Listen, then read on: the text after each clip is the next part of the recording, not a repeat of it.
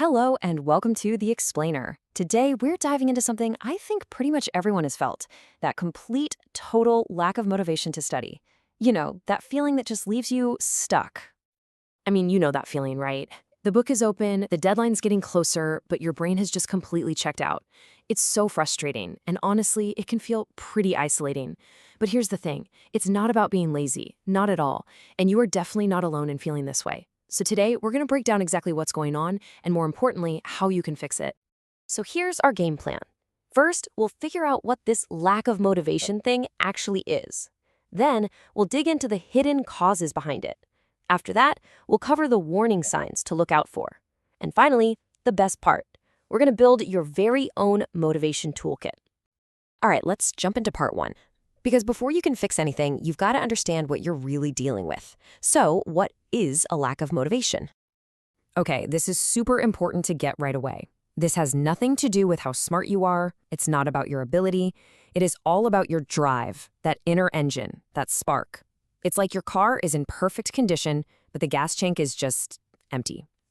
You absolutely can do the work, you just can't get yourself to start. And that brings me to this idea, which I think is just perfect. Think of motivation as your psychological fuel. Seriously. When your tank is full, you can go anywhere, tackle anything. But when it's on empty, well, even the most powerful engine in the world won't turn over. Our whole mission today is to figure out how to get you back to the pump and refuel that tank. And let's be real, who hasn't said this before? Or at least felt it? It's the simplest way to put it, right? It perfectly captures that feeling of being disconnected from the task at hand. So if that's the feeling, the next big question is why? Right, on to part two. If our fuel tank is empty, we have to ask ourselves, is there a leak somewhere? Because motivation doesn't just vanish into thin air. There are real, sometimes deep-rooted causes happening both inside our own minds and in the world around us. So let's start with the stuff going on inside our heads. There are a few usual suspects.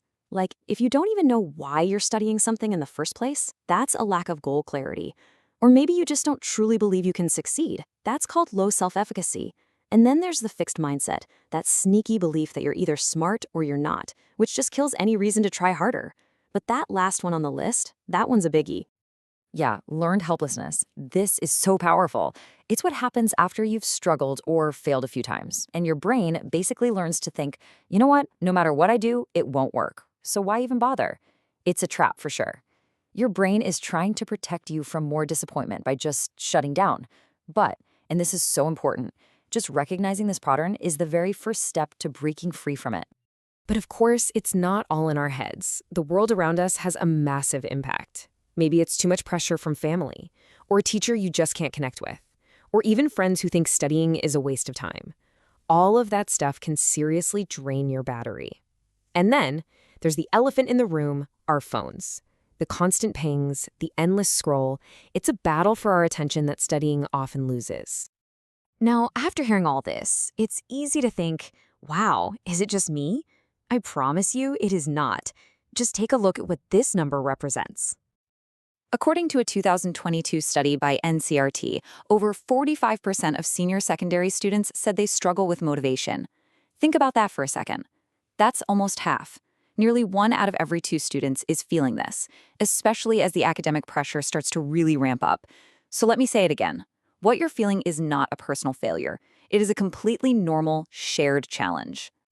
Okay, part 3. We know what it is, and we know some of the reasons why it happens. But what does it actually look like day to day? Let's talk about the warning signs, because if you can spot the problem early, you can deal with it so much faster. And what's really interesting is how this looks from the inside versus the outside. For you, the student, you feel it, right? It's that constant putting things off, that emotional exhaustion, that boredom. But for a teacher or a parent, all they see are the symptoms, the late assignments, you being quiet in class, maybe your grades slipping. Understanding both sides is so crucial for getting the right kind of support. All right, this is it, part 4. We've defined the problem, we've looked at the causes, we know the signs. Now, it's time to do something about it. Let's open up the motivation toolkit and get our hands on some real, practical strategies to get that engine running again. First up, let's talk mindset. You have to start with your why. Seriously, connect what you're learning to something that actually matters to you. Then, and this is a total game changer, make the task smaller, like ridiculously small.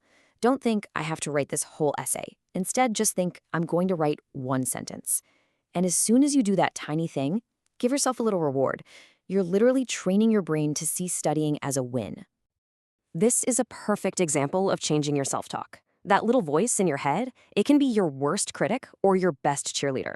So instead of letting it say, I can't study, which feels so final and overwhelming, just switch it. Tell yourself, I will try for 30 minutes. That's it. It's such a small change, but it lowers the barrier to entry. And honestly, just getting started is usually the hardest part. Okay, next up in the toolkit, let's tweak your actual study habits. Don't just passively read. Get active. Make some flashcards. Try to explain the concept out loud to someone.